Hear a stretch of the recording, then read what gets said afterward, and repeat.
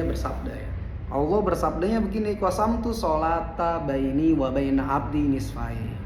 Kata Allah, qasamtu membagi saya membagi as-sholata kepada sholat baini wa baina abdi nisfai. Maksudnya apa?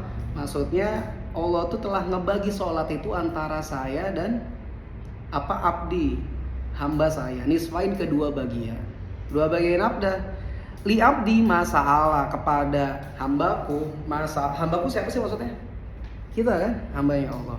Li abdi kepada hamba saya masalah apa-apa yang diminta. Faida qolal abdu, makanya pada saat Fatihah ternyata faida qolal abdu, ketika kita nih hamba Allahnya ini ngomong alhamdulillahirabbil alamin, artinya apa?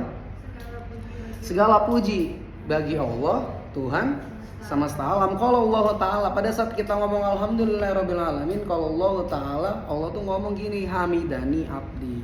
Hamidani artinya memuji kepada saya abdi, hamba saya.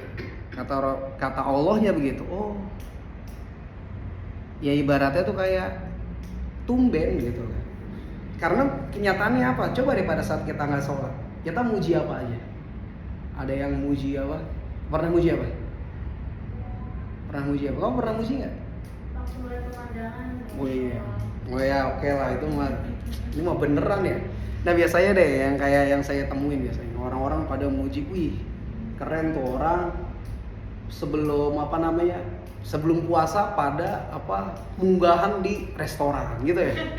Wih, kan ada kan orang yang muji begitu kan, keren.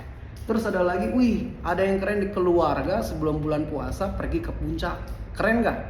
Keren. Terus ada lagi, wih ada lagi, pokoknya aneh-aneh lah. Kita tuh ngeren-ngeren sesuatu tuh yang kayak begitu. Jadi pada saat ngomong alhamdulillahirabbil alamin, kata Allah, tumben banget nih. Tumben apaan? Mujinya Allah gitu kan. Akhirnya pada saat status sholatnya bener kayak begini yang baru beneran. Ya kan? Karena apa? Jangan biasanya kita puji-puji itu ya sebenarnya lucu juga. Misalnya begini, kamu muji-muji orang-orang yang katakanlah sebelum puasa ini munggahannya di restoran lah. Nah terus kan begini, oh iya gini deh, kalau kemarin guru-guru Padindi tuh unggahannya cuma di warung bakso biasa, dan terus guru-guru aljat apalagi cuma dibeli nasi padang ya Bu nih. Katakanlah dibandingin sama sekolah-sekolah yang munggahannya katakanlah maunya di mana, Solaria, katakanlah begitu. Nah kalau orang yang berilmu pasti mikirnya begini, coba aja orang-orang yang makan nasi padang dibungkusin sama makan di Solaria, endingnya sama apa beda? Sama-sama jadi tai. Lah sama-sama jadi tai ini ngapain dipuji-puji? Ngerti nggak maksudnya? Nah akhirnya kalau kita nggak ngerti kayak begini, akhirnya kita mau bersyukur aja susah. Padahal kita makan aja itu alhamdulillah, harusnya udah alhamdulillah. Makanya sebenarnya nggak harus ada yang dipuji. Dia pada saat orang-orang makan di restoran lah, kita cuman bisa masak sendiri, gak ada yang harus dipuji. Orang endingnya sama-sama tai juga, apanya yang harus dipuji. Oke. Kedua lagi misalkan apa? Yang orang-orang jalan-jalan misalkan pada ke puncak. Ya. Coba yang dia cari sebenarnya apa? Seneng. Iya nggak? Seneng. Terus katakanlah guru-guru aljat gak jalan-jalan kemana, suruh pada pulang. Akhirnya saya pulang, ketemu anak istri, seneng gak? Seneng. Maksudnya gini, kalau kita udah punya ilmu tentang bersyukur, ngapain aja enak. Tapi kalau misalkan kita gak punya ilmu tentang bersyukur, ya itu, yang namanya seneng tuh harus ke puncak dulu. Terus katakanlah yang udah ke puncak, sama-sama ke puncaknya, tapi temennya ke puncaknya pakai mobil yang lebih bagus daripada kita, itu bikin kita jadi lebih gak seneng lagi, ya enggak lah. Akhirnya nggak kelar-kelar kan. Akhirnya kelihatannya kayak begitu. Ternyata di Indonesia itu daruratnya apa? Darurat orang-orang yang bersyukur. Coba kalau orang-orang pada bersyukur, tenang, gak bakalan tuh ada orang kepikiran ngoplos apa? Bensin apa? Iya, jadi pertama kayak Allah. Apain? Pas satu saya dengar gajinya tuh udah miliaran sebulan. Kalau saya dikasih gaji miliaran sebulan juga ngapain juga? Mau diapain duitnya ya? Tapi hebatnya orang kayak begitu bisa gitu mikir, wah semiliar masih kurang, masih kurang, Masya Allah. Kalau kita pikir-pikir misalnya, alhamdulillah misalkan nanti misalkan kamu ditakdir punya rumah 7 misalnya, pusing nggak? Pusing kan? Waduh, nanti rumah ini saya tidur hari Senin, di rumah ini tidur hari Selasa. Padahal kalau orang berilmu butuhnya kan yang penting ada tempat buat tidur. Rumah satunya nggak ada apa-apa. Sama-sama tidur, sama-sama menderem, sama-sama recovery ya. Harusnya kalau kita punya otak kayak gitu kan nggak ada tuh cita-cita punya rumah 7 lah. Karena pada saat kita punya rumah 7 ternyata juga nyusahin kan. Ya udah yang sekarang gini aja, tinggal dinikmati. Nah akhirnya pada saat ini alhamdulillahirabbil alamin, akhirnya pujian yang paling bener ya muji Allah. Karena apa? Karena Allah yang punya reputasi beneran bisa ngebuat kita bersyukur kalau kita ngikutin contoh-contoh Allah dan Rasulnya. Ya, akhirnya begitu ya. Alhamdulillahirabbil alamin. Katanya tadi artinya? Segala puji bagi Allah, Tuhan semesta alam. Akhirnya kata Allah apa? Hamidani abdi, memuji hamba saya memuji saya. Kata Allah ya tumben bener nih. Soalnya pas di luar sholat ya, kan kita mujinya aneh-aneh. Misalkan kamu mujinya apa? Artis-artis Korea ya. Wow keren. Padahal yang keren kan tetap Allah. Misalnya nih sekarang nih kita udah mulai ngaji, terus udah mulai ilmunya udah rada tinggi. Yang tetap yang kita puji itu Allah. Ya kalau misalkan kamu ngeliat artis Korea ganteng-ganteng, ya keren ya Allah bisa buat makhluk modelan kayak begitu gitu kan. Terus misalkan nanti kamu makan di restoran juga, wih keren ya Allah bisa ngebuat. Ya pokoknya ujung-ujungnya yang kita kerenin tuh Allah. Nah akhirnya kebiasaannya gimana? Ya biasa aja misalkan kamu jalan-jalan. Untungnya kalau orang Islam dijadiin tempat sholat kan. Akhirnya nanti kamu bisa ngomong yang bikin kamu bersyukur pada saat apa? Misalkan nanti kamu ke puncak, alhamdulillah punya saksi sujud di puncak. Akhirnya apa kelakuannya sebenarnya orang-orang beriman bangga tuh sama. Tapi yang beda tuh koneksi kita sama Allah. Nah misalkan kayak tadi tuh orang-orang kan pada nonton Korea kan ya biasa aja.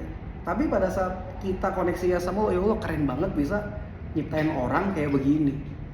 Bisa ya kayak gitulah, indah-indah kan orang-orang Korea, indah-indah kan. Kayak gitu. Yang keren siapa? Allah. Sama kayak apa? Kayak ya itu.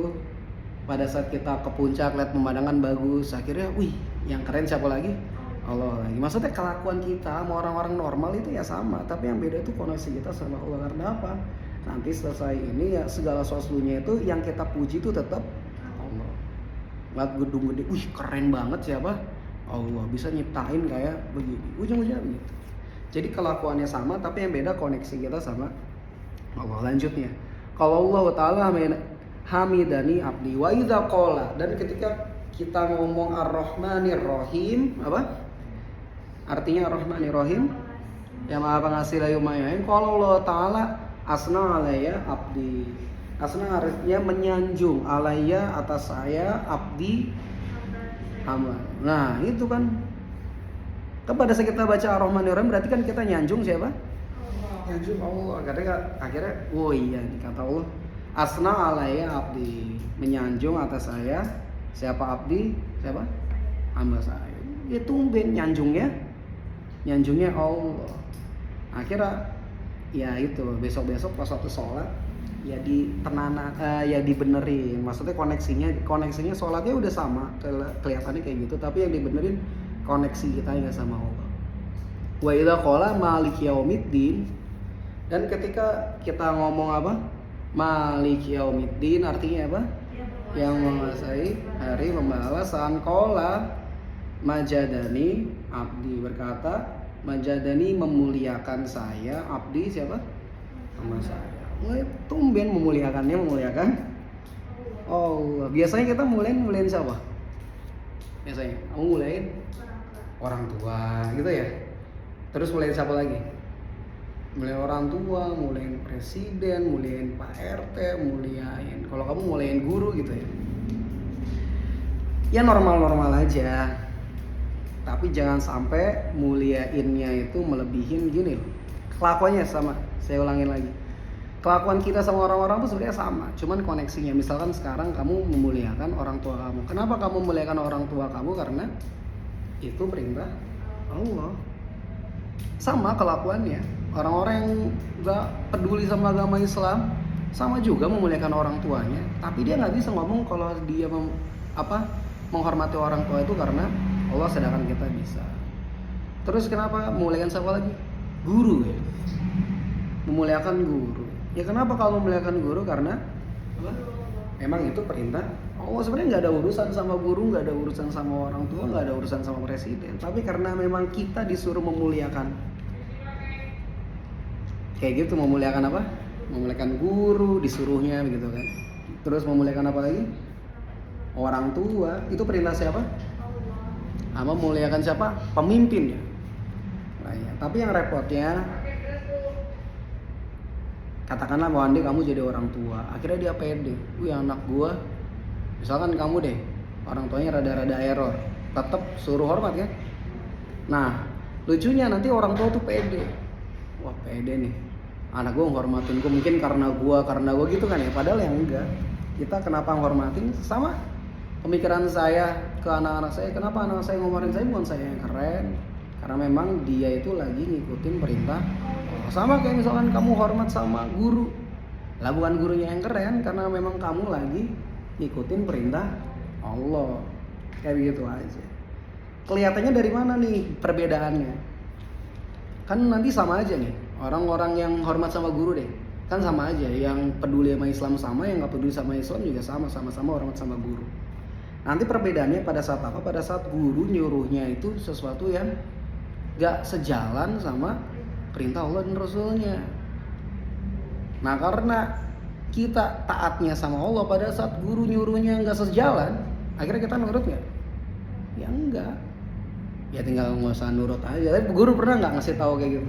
Nggak pernah ngajarin kamu apa? Yang guru ndablek? Ada nggak? Nggak ada. Apa-apa.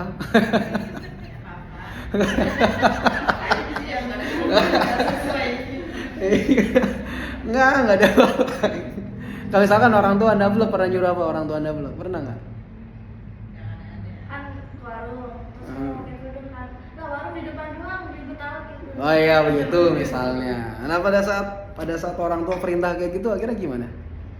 Iya, nggak dilakuin. Nggak dilakuin karena memang kita itu nurut sama orang tua karena perintah Allah. Pada saat orang tua nggak ngikut perintah Allah, ya kita tenang aja. Gitu ya. Maksudnya jangan, karena koneksi kita sama Allah tuh harusnya semua aman-aman aja. Gak usah peduli nanti orang tua ngomong. Misalkan kamu tadi Fitri disuruhnya, sono beli apa? Di warung beli apa? Beli rokok. Beli rokok. Wih, cepat. Iya. Beli rokok lagi, kurang ajar banget ya. Ya Fit, beli rokok. Yuk Pak, bentar pakai kerudung dulu gitu. Aduh. Ya udah kan akhirnya, wah dasar anak dura gitu apa? Warung di depan aja. Oh. Apa? Iya. Iya Pak, ini kan. Terus kamu ngomongnya apa? Enggak mau apa. Oh ngomong ya udah nggak apa-apa bagus. Terus mungkin ada lagi orang tua yang suka flabbergasting gitu kan ya. Udah asar anak durhaka, disuruh orang tuanya kelamaan gitu kan. Padahal yang durhaka siapa? Siapa? Bapaknya. Aduh kasihan kadang-kadang kayak gitu. Makanya Berarti ada juga ya Pak orang tua yang gitu, durhaka gitu.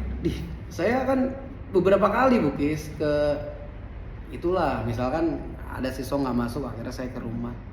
Problemnya itu lagi dua orang tuanya.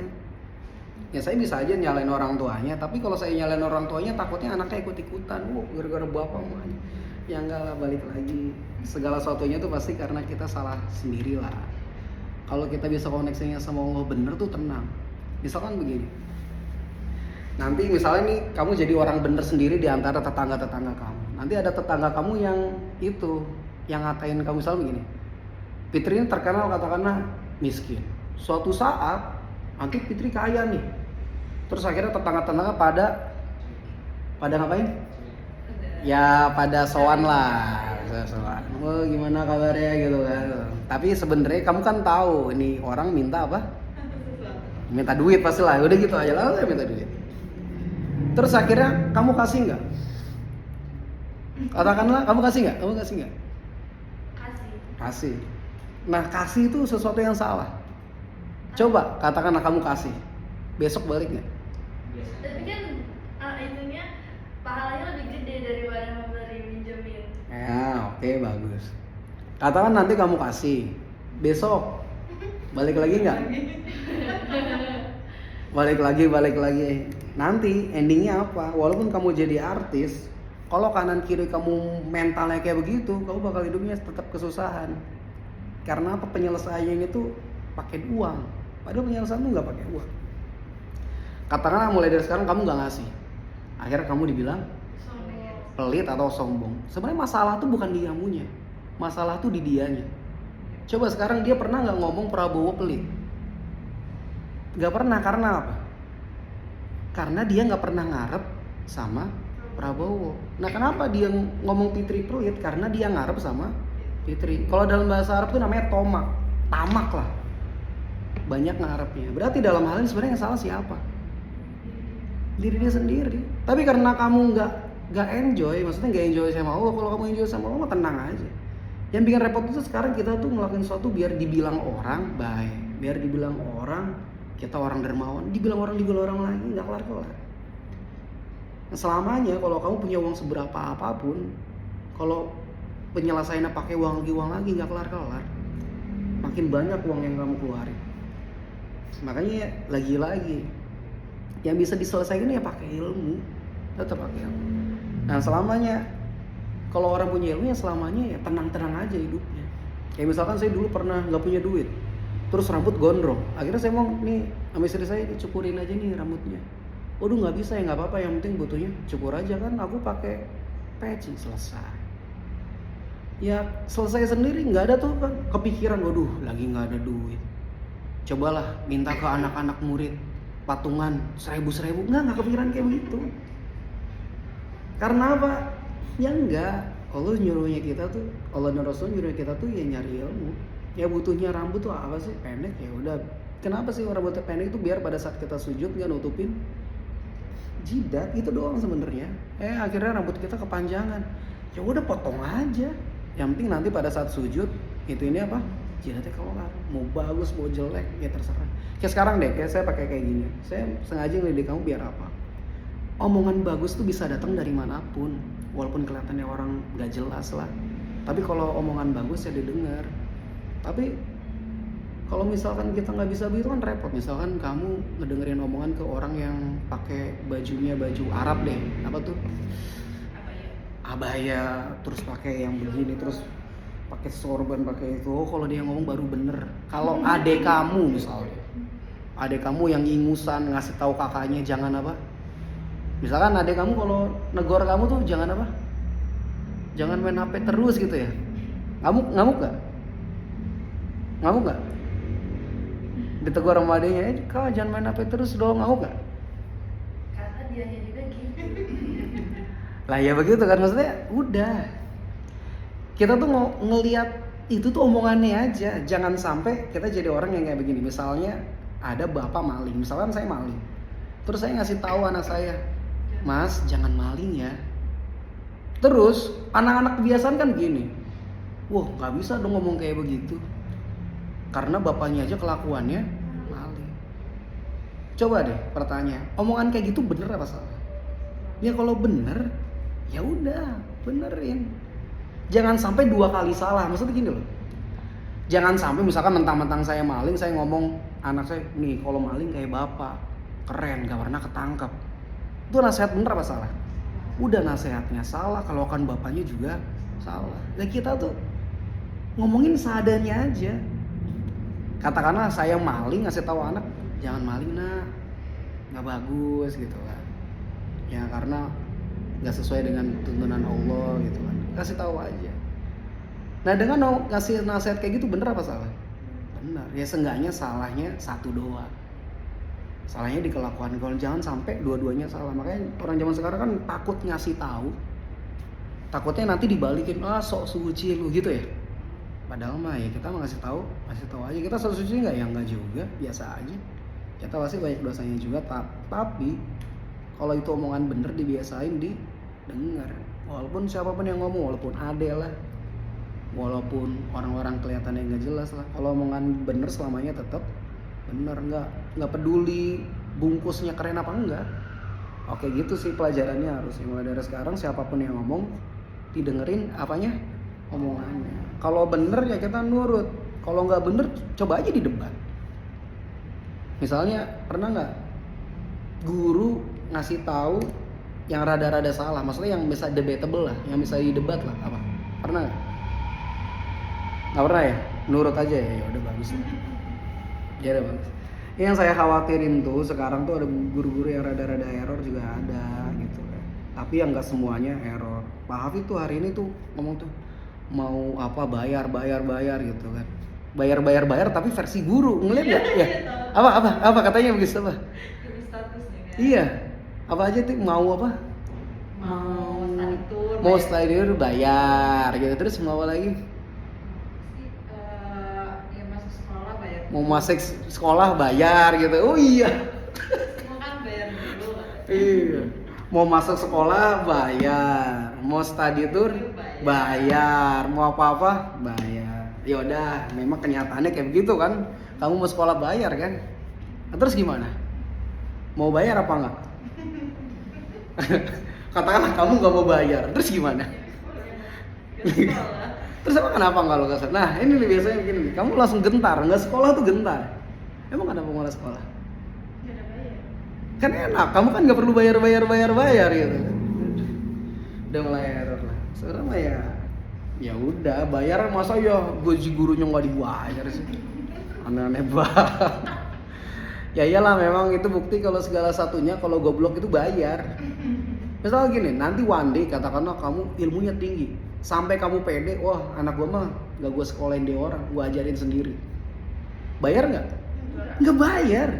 Berarti kenapa orang tua ngomong bayar? Karena orang tua goblok-goblok aja, nggak bisa ngajarin anaknya. Akhirnya apa? Sekarang society ngomongnya begini, yang namanya sekolah tuh wajib. Akhirnya nganggapnya yang ngedidik anak tuh siapa, yang kewajiban siapa? Kewajiban guru. Sejak kapan Islam ngajarin kayak gitu? Enggak. Ya pasti kewajiban siapa ngajarin anak? Kewajibannya orang tua. Makanya mulai dari sekarang jadi orang pintar dulu. Biar apa aja nggak bayar. Kalau mau ngajarin anak ya tinggal ajarin. Nah, ya udah. Makanya orang goblok kan akhirnya bayar mulu, dikit-dikit bayar gitu-gitu. Bayar. Ya udah mulai dari sekarang yang pintar. Biar segala satunya bisa diajarin sendiri. Gimana? Emang kenapa sih kalau anak diajarin sendiri takutnya apa? Takutnya ada nggak yang mau takutin? Biasanya kan orang tuh takutnya nggak punya ijazah ya. Ya nggak punya ijazah ya. Nggak punya ijazah. Iya biasa gitu. Padahal mah ya nggak juga. Kan bisa nanti kalau butuh ijazah tinggal sekolah paket, selesai. Sekolah paket kan bayarnya sekali ya Bu Kis ya. Tapi kalau sekolah formal ya bayar gitu. Tiap bulan bayar, tiap ulangan bayar, tiap apa lagi mau perpisahan bayar. Ya kalau nggak mau bayar nggak usah disekolahin. Maksudnya nggak usah disekolahin. Kalau mau bayar. Iya, ajarin sendiri apa susahnya sih? Susah Pak, saya nggak bisa goblok. Kalau goblok itu ya nurut aja. Kalau orang goblok ya tinggal nurut aja. Ya akuin dulu loh. Maksudnya yang errornya begitu sih. Orang-orang pada rasanya pintar semua. Ya akuin dulu kalau kita goblok. Akhirnya ya udah nurut aja sama orang yang pintar. Selesai. Nah nanti kalau kamu ngerasa oh ini orang goblok nih, debatin aja. Orang pintar kalau didebatin malah seneng karena bisa point out kesalahannya di mana. Misalnya nanti saya ngomong nih, kamu debat Pak kayaknya salah nih. Saya pasti denger. Karena saya pengen tahu ilmunya gimana nih, apa beneran saya yang salah. Kalau saya yang salah, saya malah seneng. Karena apa? Karena pasti dapat ilmu baru. Tapi kalau nggak ada salahnya, saya nggak dapat ilmu baru. Jadi lebih enakan salah sebenarnya daripada bener-bener terus. Oke.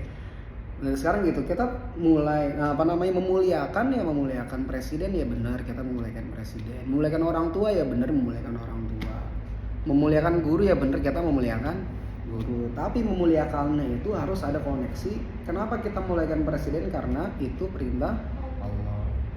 Kayak misalkan deh kemarin kan saya nggak milih Prabowo.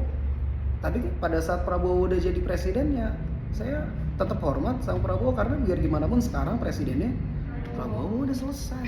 Nggak usah keluar-keluar begitu lah. Selama Tuhan kita masih Allah ya tenang-tenang aja, nggak ada ngaruh. Zaman Soekarno juga dijelek-jelekin, zaman Soeharto juga dijelek-jelekin, zamannya siapa sih presiden yang dijelek-jelekin semua? Dijelek-jelekin sama orang yang punya otaknya jelek. Berarti masalahnya lagi-lagi di diri sendiri. Nah kalau menurut saya selama kita sholat aman-aman aja, selama taraweh masih enak-enak aja, selama puasa masih enak-enak aja, enak. Yang bikin kita enak itu karena kita punya koneksi sama Allah. Bodoh amat presiden ini siapa. Kebetulan aja sekarang presiden Prabowo hormat ya, alhamdulillah ya hormat. Kebetulan aja kamu punya orang tua kayak begitu hormat, ya udah hormat aja. Kebetulan aja kamu punya guru model kayak gitu ya hormat aja.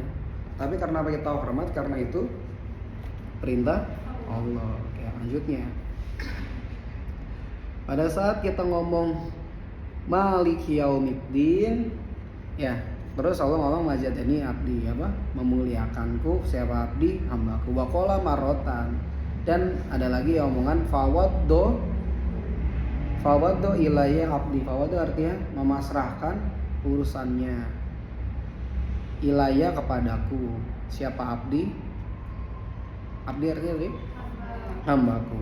Faida kola, pada saat berkata iya karena budu hanya kepada engkau lah nak budu saya menyembah, wa iya ka dan hanya kepada engkau lah nasta'inu saya memohon pertolongan. Kola, nah ini nih indahnya di sini. Hadza baini wa baina abdi. Yang ini baini di antaraku, wa baina abdi dan di antara hambaku. Wali abdi masa'ala, dan bagi hambaku apa aja yang diminta. Akhirnya kita mintanya apa? Faida qala ihdinas siratal mustaqim. Nah, sebenarnya pada saat kita sholat itu kita minta ihdinas siratal mustaqim. Apa tuh? Tunjukkanlah kami jalan yang lurus. Jalan lurus tuh jalan yang kayak gimana sih? Dijelasin lagi, siratal ladzina an'amta alaihim. Itu jalannya orang-orang yang telah engkau beri nikmat. Ini bentuknya tuh yang lampau, past tense lah, an'amta alaihim.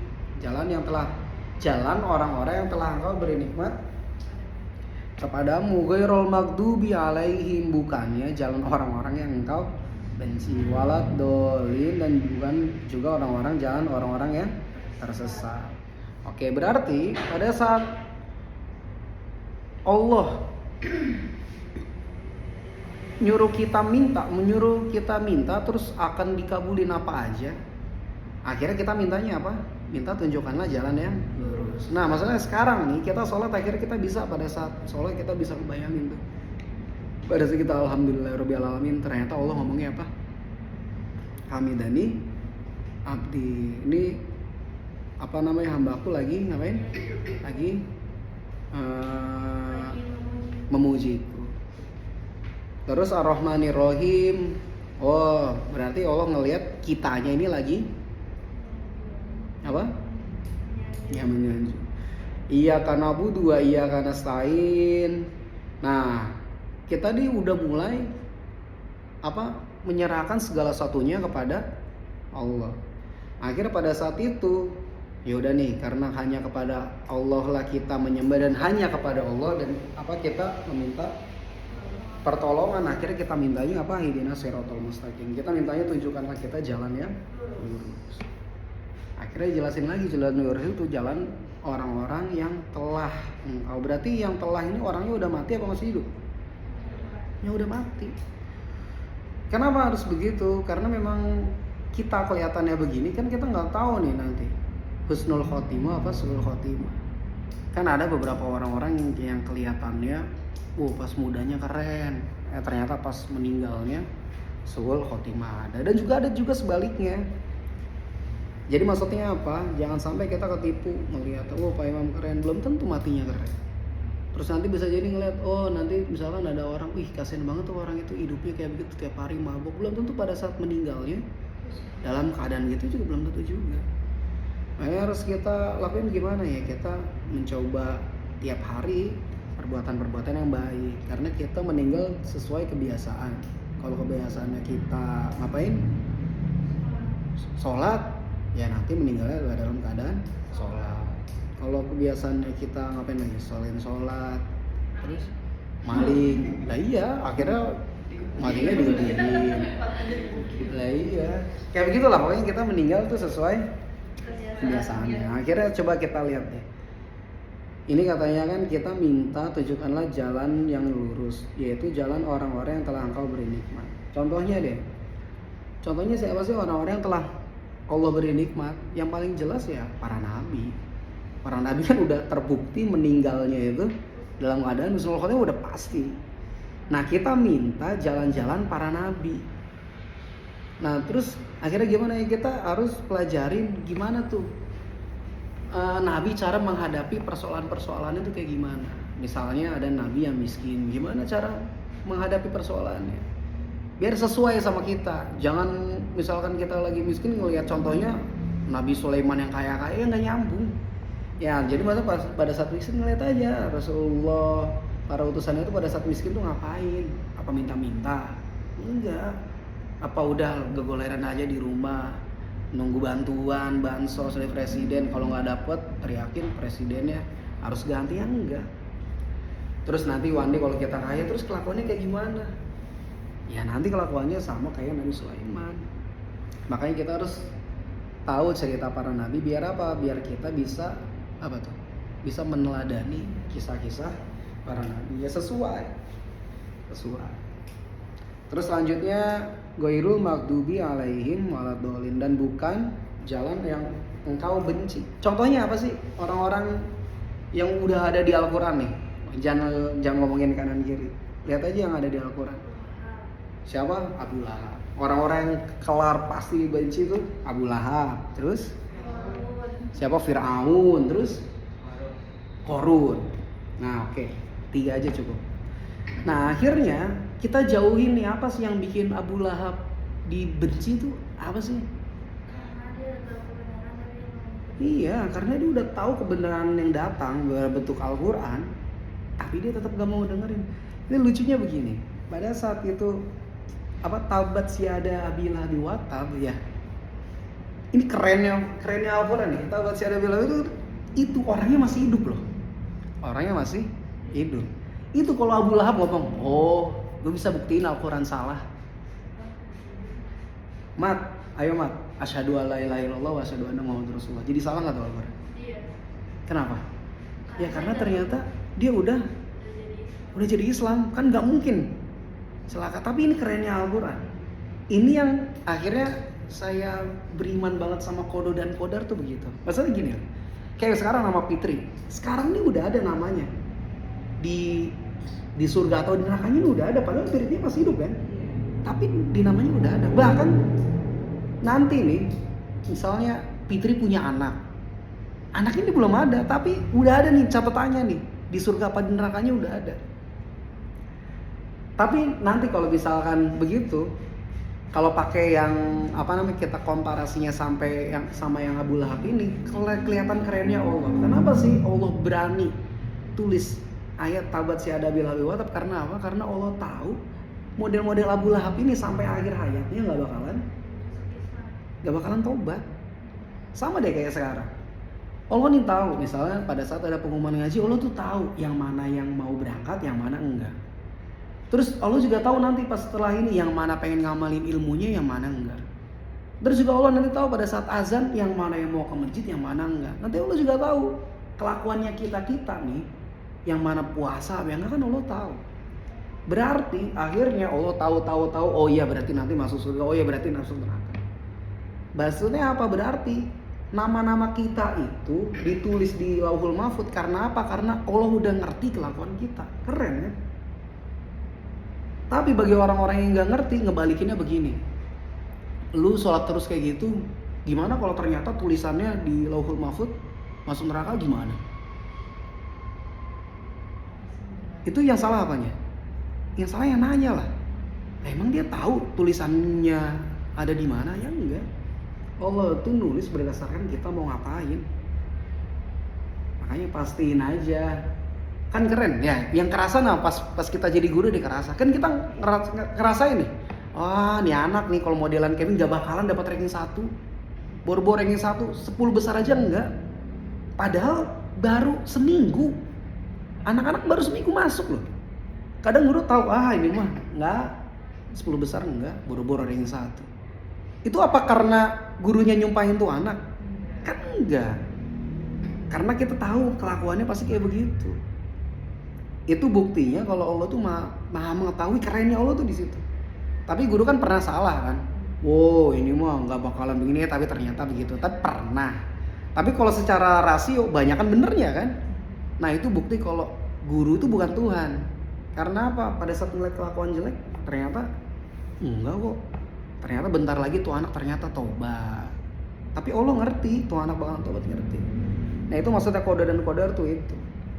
Oke, kembali ke cerita. Berarti jangan sampai kita jadi kayak Abu Lahab. Yaitu orang yang gimana? Orang yang udah tahu kenyataannya kayak gimana, kebenarannya kayak gimana, tapi tetap gak mau beriman, gak mau ngelakuin. Oke, jangan sampai kayak gitu. Berarti biar nggak jadi Abu Lahab, kita harus ngelakuin apa? Sesuai yang udah kita diajarin sama Allah dan Rasulnya. Kayak gitu ya. Contoh yang kedua tadi siapa? Fir'aun ya? Fir'aun. Apa sih yang bikin Fir'aun itu dibenci? Apa? Karena ngaku Tuhan gitu ya. Terus ya karena sombongnya berarti ya. Ya kan? Kenapa sih orang bisa ngaku Tuhan kan? Karena dia sombong kan? Ya coba tuh, pas awalan debat sama Nabi Ibrahim kan pinter kan? Misalnya, ya siapa sih Tuhan gitu kan? Oh ya Tuhan itu yang bisa menghidupkan dan juga bisa mematikan gitu kan ya? Lah akhirnya apa? Oh bukan Nabi Ibrahim, Nabi Musa ya? Akhirnya apa? Oh ya udah, itu Firaun ngambil 2 orang aja. Ya udah nih, saya putuskan kamu hidup, saya putuskan kamu mati. Gitu kan? Berarti saya Tuhan. Wah, akhirnya Nabi Musa, oh bukan ini nih maksudnya nih. Akhirnya direvisi lagi. Oh ini Tuhan itu yang menciptakan langit dan bumi. Wah, akhirnya udah mulai begitu, menciptakan langit dan bumi. Firaun ini rada-rada pintar juga. Oh setahu saya sih kemana-mana ini bangunan megah sini saya yang buat. Coba dia manggil pelayannya satu, coba buat piramid yang tinggi, saya pengen lihat. Nanti pada saat saya udah ke atas sana, pengen lihat Tuhannya Musa kelihatan apa enggak. Akhirnya direvisi lagi tuh, analoginya Nabi Musa direvisi lagi. Akhirnya revisi yang ketiga nih yang bikin skakmat ya, yang ketiga. Oh yaudah revisi deh, yang ketiga, yang bener begini. Yang jadi Tuhannya bapakmu dan mbah-mbah kamu. Nah pada saat begitu, udah mulai nggak bisa ditandingin. Akhirnya sebagian rakyat udah mulai terbuka pikirannya. Oh iya benar juga ya. Kalau ini Firaun ini Tuhan, bahannya dia Tuhannya siapa? Masa iya Tuhannya datangnya terlambat. Wah akhirnya nggak terima kan, udah nggak bisa ngebalikin. Akhirnya bisanya apa? Ya bisanya udah ngebakar aja lah, mau diapain lah, langsung pokoknya bunuh pokoknya gitu lah ibaratnya. Nah itu bukti ternyata apa? Ternyata yang bikin kita ngaku-ngaku Tuhan tuh karena sombong. Sombong tuh karena apa sih? Karena kita ngerasa kita bisa ngelakuin sesuatu. Makanya biasanya Muslim ya, oke. Kemarin kan udah belajar tentang Islam ya. Islam itu artinya apa? Berserah diri kan. Nah maksudnya itu, kalau kita orang Islam, kita tuh semuanya berserah diri kepada Allah. Ngapain aja kita berserah diri kepada Allah. Kalau kita berserah diri kepada Allah, kita bisa ngomong, oh gua keren, bisa nggak? Ya enggak. Ya karena kita ngelakuin segala sesuatunya itu ya karena Allah. Ya udah kalau misalkan kita Islamnya bener, akhirnya nggak ada marah tuh buat sombong. Dan karena misalkan kita nggak sombong, contoh deh, kamu ngerasanya misalkan setiap yang kamu minta Allah kabulin. Misalkan kamu minta apa aja? Minta apa Pit? Minta apa? Nih oke, hari ini Fitri boleh minta apa aja terus dikabulin. Minta apa Pit? Minta punya rumah. Oke, dikabulin punya rumah. Terus minta apa lagi? Minta apa lagi? Gue minta uang dikabulin, minta uang. Terus minta apa lagi? Coba deh, serasa dikabulin semua sama Allah deh. Nanti kan suatu saat jangan-jangan gua Allahnya. Kayak gitu kan? Ya karena ngerasa apa? Karena ngerasa segala sesuatu yang kita minta. Ya makanya jangan kayak begitu. Jadi gini, Ya akhirnya kan diajarin nih biar mintanya yang bener, yaitu ihdinas siratal mustaqim ya, siratal ladzina an'amta 'alaihim ghairil maghdubi. Udah doa yang bener pasti kayak begitu. Nah kalau misalkan doa kamu nggak dikabulin, yang keren tetap Allah. Kalau doa kamu dikabulin, yang keren juga tetap Allah. Ya itu misalkan Allah ngabulin doa Fitri pengen punya rumah, dikabulin, Allah tetap keren karena bisa ngabulin, bisa ngasih rumah ke model orang yang model kayak Fitri, kayak gitu kan, keren kan jadinya. Terus pada saat Allah nggak ngabulin juga, Allah keren juga. Karena apa? Karena Allah nggak bisa didikte sama Fitri, sama-sama keren. Jadi namanya orang Islam, pada saat kita doa itu bukti kalau kita lemah aja. Nah pada saat kita doa kita dikabulin, akhirnya Allah keren. Pada saat doa kita nggak dikabulin juga, ternyata Allah juga keren gitu. Nah coba ngurusin orang-orang goblok zaman sekarang.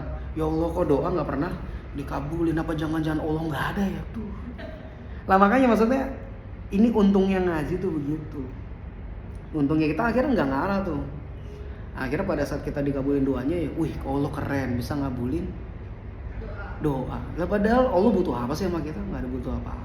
Misalkan satu Tanjung Priok nggak ada yang sholat, Allah tenang aja, nggak ngaruh. Lah kok iya bisa kita nggak ada ngaruhnya sama Allah, kok Allah mau ngasih, kan keren. Nah kenapa kita nggak mikir kayak gitu? Karena kita ngerasa ya Allah saya sholatnya udah bener, puasanya udah bener, ngerasanya kayak begitu. Padahal kan itu ya bentuk kita ya nurut aja. Kalau kasih ya Allah keren, kalau nggak kasih juga Allah juga tetap keren. Tenang kan, orang Islam kan tenang. Mau doa kayak gimana aja tenang. Kayak gitu ya. Berarti caranya gimana jadi Firaun? Jangan sekali-kali kita ngerasa kita bisa ngelakuin segala sesuatunya sendiri. Kita bisa ngelakuin sesuatu itu karena izin dari Allah. Kalau Allah ngizinin, Fitri punya rumah. Kalau Allah nggak ngizinin, Fitri juga nggak punya rumah. Kalau Allah ngizinin, Fitri punya uang.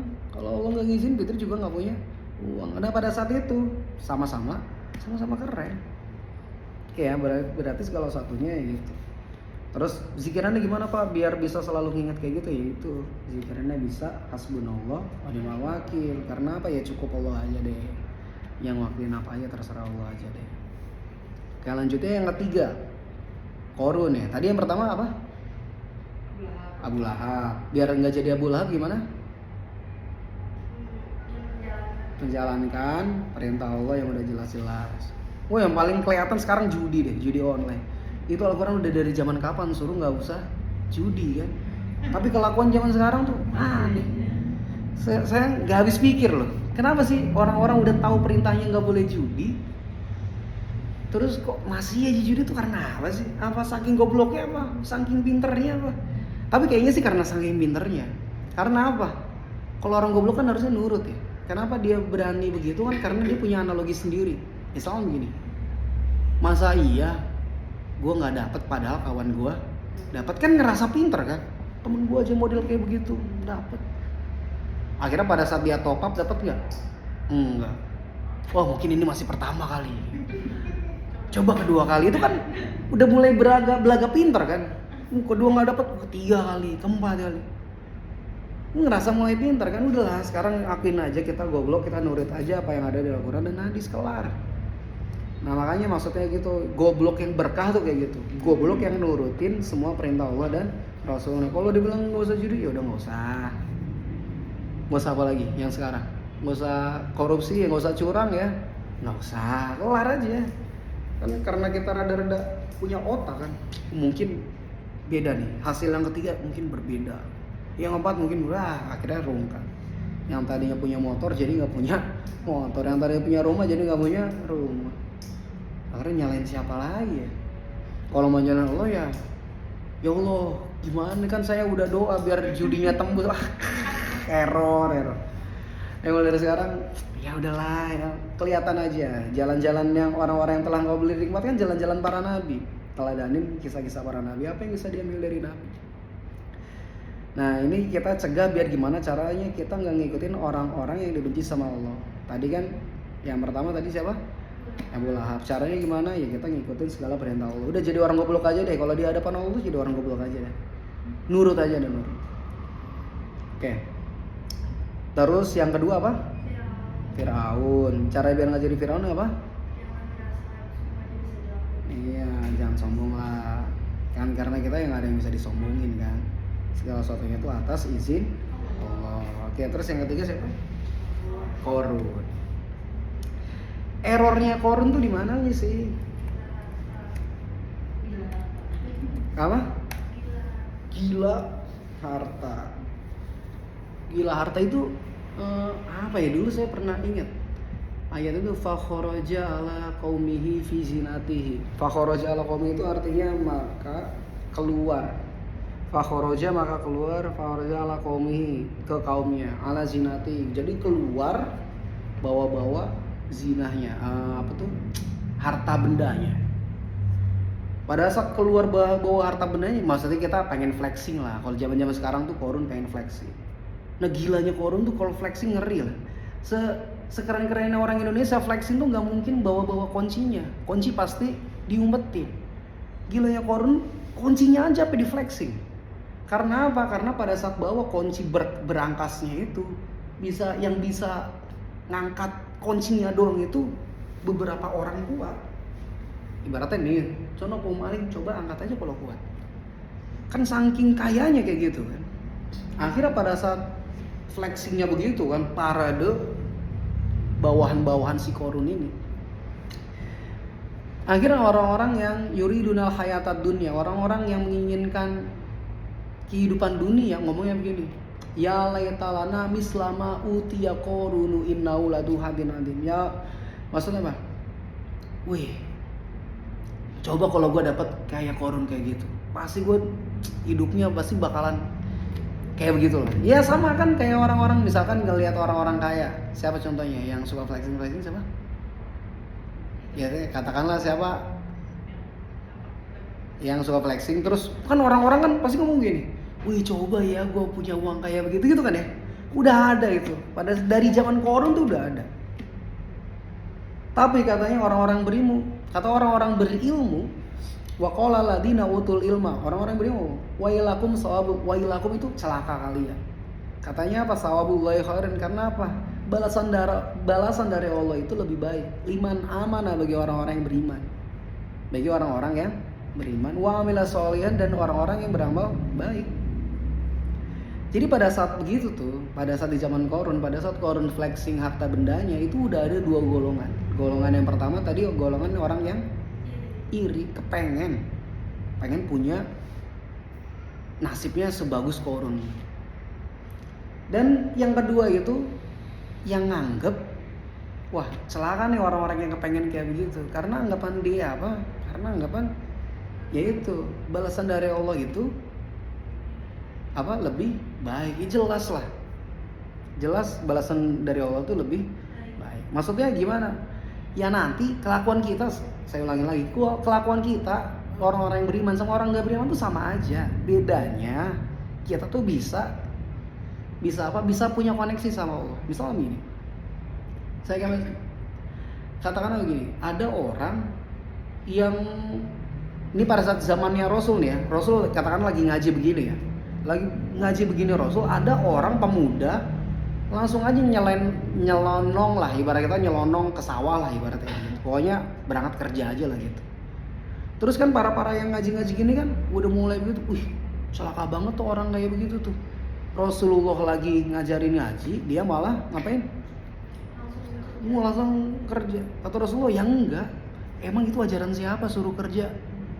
Ajaran siapa? Ajaran Rasulullah, maksudnya gitu. Kalau kamu bisa ngomong, oh iya gue ngelakuin ini karena gue nurut sama Allah dan Rasulnya, itu termasuk baik, termasuk mengharapkan ganjaran dari Allah.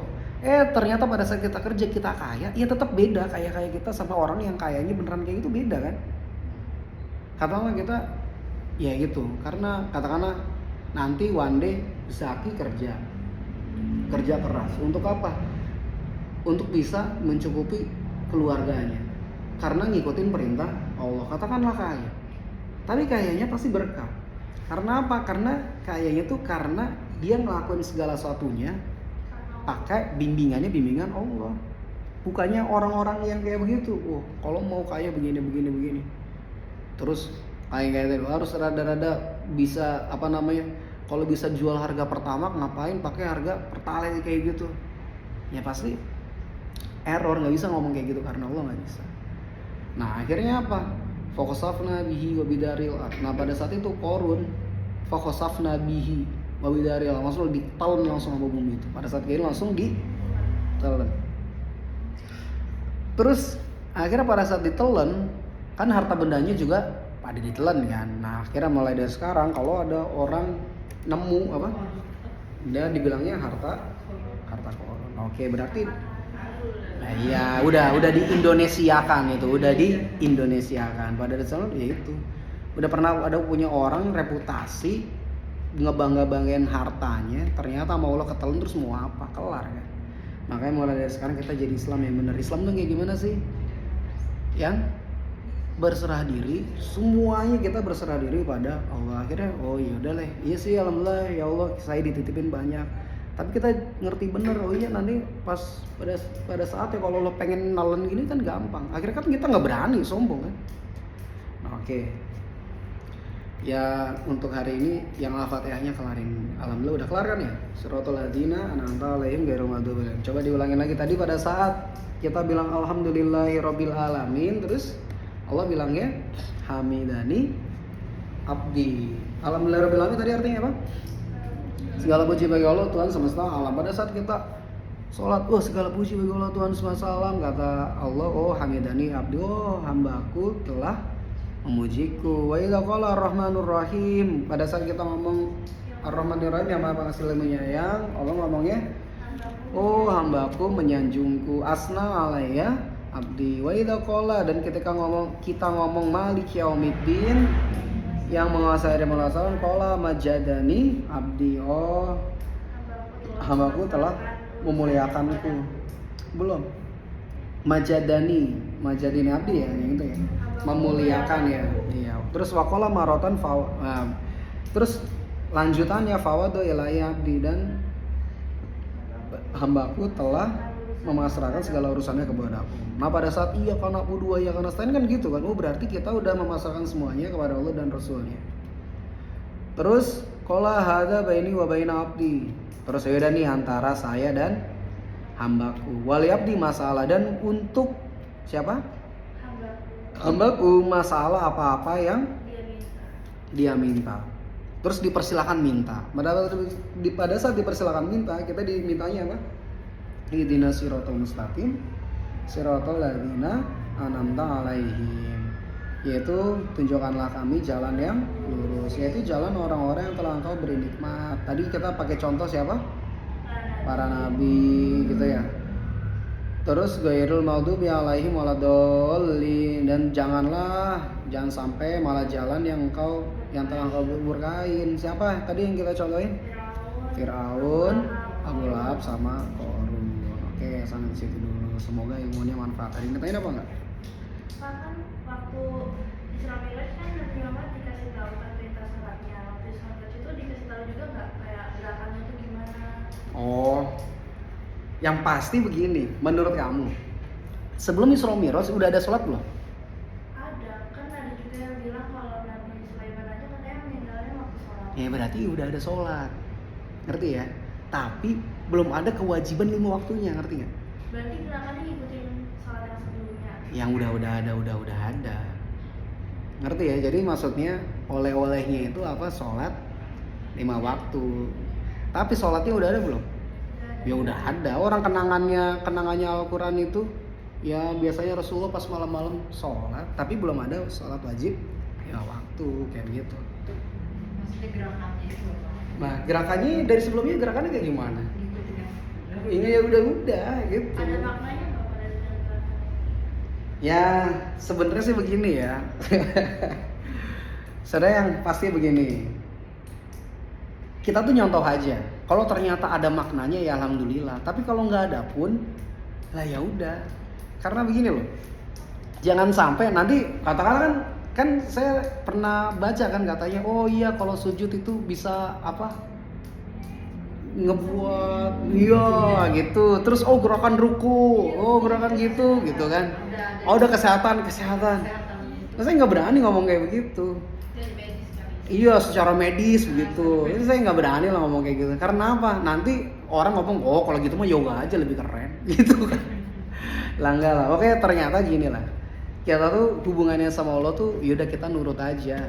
Karena memang ya udah kita tuh nggak perlu andil apapun, kita tuh cuma butuh nurut. Ternyata perintah Allah ya ada hikmahnya, ya udah alhamdulillah gitu ya. Ya udah karena jawaban kamu ya udah Pak, ya adalah pasti gerakan-gerakan itu pasti ada hikmahnya, ada manfaatnya. Apalagi tahiyat akhir, kamu nanti bisa bedain orang Islam sama Islam, coba suruh aja tahiyat akhir. Kalau kamu nggak biasa sholat, sakit tahiyat akhir. Coba nyuruh orang-orang nggak biasa sholat, coba tahiyat akhir. Nggak bisa, orang pelekuk kayak begitu kan. Ya alhamdulillah, jadi kaki kita nih lumayan lentur kan, karena apa? Karena kebiasaan sholat. Olahraga secara tidak langsung. Apa? Olahraga secara tidak langsung. Iya kayak begitu. Gerakin badan ya Pak ya. Iya, tapi jangan sampai begini loh. Misalkan nanti kamu obesitas lah kayak saya, terus kamu diajarin, oh harus begini nih biar badan kamu kuat. Jangan sampai kamu, oh tenang. Kalau kita orang Islam pakai sholat cukupnya nggak gitu. Maksudnya yang ngerti lah, kayak gitu loh maksudnya ya.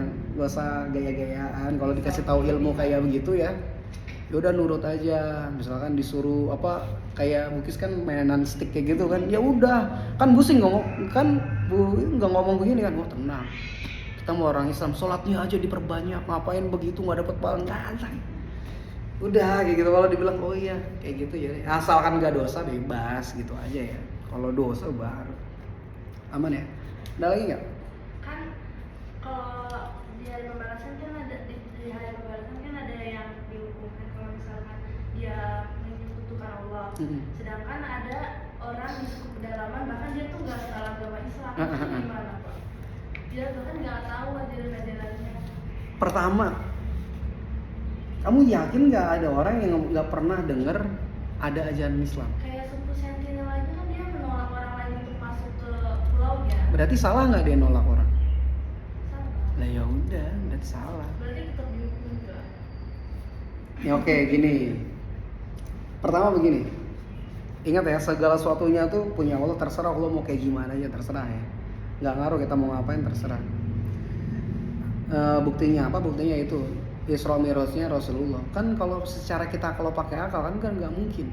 Rasulullah ke atas nggak ada oksigennya kok masih bisa hidup. Udah nggak main kayak begitu, karena ini semuanya punya Allah, ya terserah Allah. Jawabannya juga begitu, sebenarnya ya terserah Allah mau gimana, orang emang dia punya siapa, kan punya Allah juga. Kalau mau kayak gimana, tapi ada orang ngomong begini, ada ulama, beberapa ulama ngomong begini. Kalau dia nggak ngerti ya nggak bisa dikasih hukum. Iya. Kalau nggak ngerti ya nggak bisa dikasih hukum. Apalagi kalau nggak tahu gitu ya. Nah, iya, kalau nggak tahu, misalnya nih, ya kayak saya dulu makan marus pas satu SD. Kan dia abang ipit-ipit itu kan iya. Bu, sebenarnya sih bukan masalah enakan sate Buni, tapi itu yang gede. Enggak, maksudnya marus itu yang gede. Kan dia deh kan lebih gede daripada sate, katanya dengan duit segini dapat sate segini doang. Marus aja dapatnya gede. Cuman karena kegoblokan kita zaman dulu kayak gitu kan, terus dosa nggak? Ya enggak. Karena kita nggak tahu, orang nggak tahu tuh nggak bisa dihukumin gitu kan. Lah ya udah, akhirnya apa? Ya lampunin lah, kan nggak tahu gitu. Tapi ya kayak gitu ya. Tapi ujung-ujungnya terserah Allah mau kayak gimana. Tapi tetap status hukum fikihnya kayak gitu. Kalau misalkan kita nggak tahu ya kita nggak kena hukum. Aman ya? Ya udah, ada lagi nggak? Oke. Jadi ada ilmu gitu. Ya lumayan buat bekal kita ngadepin. Aku penasaran kan, kalau misalnya kita udah habis sholat kan katanya bisa baca Fatihah kan buat orang yang udah meninggal. Nah itu bacaannya itu sambil menyebut dalam hati nama yang khususnya gimana sih? Yang khususnya itu kan kita kadang masih begini ya gitu. Doanya gimana ya? Oh, gambarnya begitu ya? Jadi apakah doa yang lain dulu, apakah doa itu dulu? Oh, ya. Rutinnya gimana gitu? Ya, ya. Untungnya kita punya Tuhan tuh Allah, nggak bakal nyasar. Misalnya gini, katakanlah nama bapak saya, ya saya niatin ini ya Allah buat bapak saya namanya Mas Duki bin Mas Ruhin. Terus katakanlah lidah saya kelibet Mas Duki bin Mas Ruhun. Terus saya tetap Al-Fatihah. Kira-kira nyasar nggak Al-Fatihahnya? Ini doa apa enggak kali ya? Ya enggak lah, kan Allah. Niatnya kita sih. Kecuali kalau kita nulis nama penerima nih kayak abang-abang kurir kayak gini. Wah, kan Mas Ruhun, Bapak namanya Mas Ruhun, ini salah. Karena apa? Karena kita nyuruhnya orang tuh kan kita doain ini kan kita mintanya sama Allah. Jadi maksudnya nggak bakalan nyasar. Jadi urutannya itu kemana aja nggak apa-apa itu mau kita. Oh, kalau masalah urutan kan sesuai giroh kita, sesuai hubungan kita sama Allah. Kalau kita lagi pengennya apa, misalkan pada saat habis sholat, lagi kangen sama orang tua, ya Allah pengen nih saya dapat saya ini walaupun di dalam hati ini buat orang tua saya, langsung aja baca Fatihah. Ya nggak salah lah, masa ya orang ngirim Fatihah ke orang tua jadi salah? Yang enggak. Maksudnya nih baca Fatihah itu untuk satu orang misalnya, atau misalnya untuk 5 orang yang sudah meninggal dalam satu Fatihah yang sama, atau harus 5-5-nya gitu ya? Nah makanya inilah balik lagi ke cinta. Misalnya nih, kalau kita cinta sama bapak saya, misalnya saya cinta bapak saya, pasti pengennya khusus, ngerti kan? Tapi kalau misalkan sama murid-murid SMK Al-Jihad, saya pasti pakainya umum. Ya Allah, ini yang satunya buat buat anak-anak SMK Al-Jihad, pasti umum.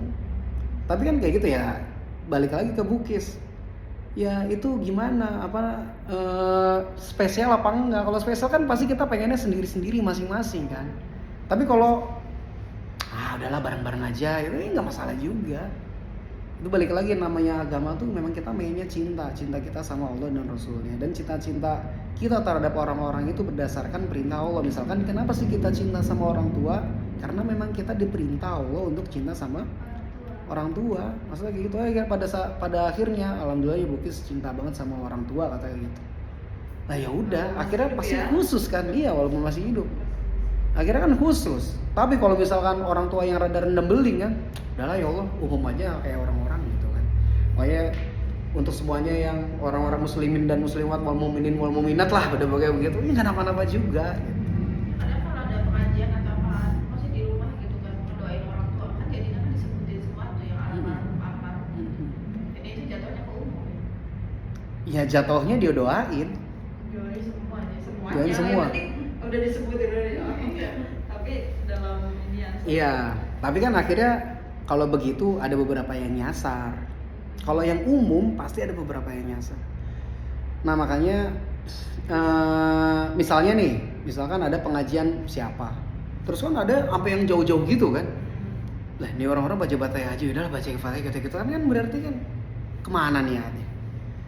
Makanya yang kita tekankan tuh kesolehan diri kita sendiri, karena solehnya kita tuh insya Allah bakalan nurun ke anak cucu.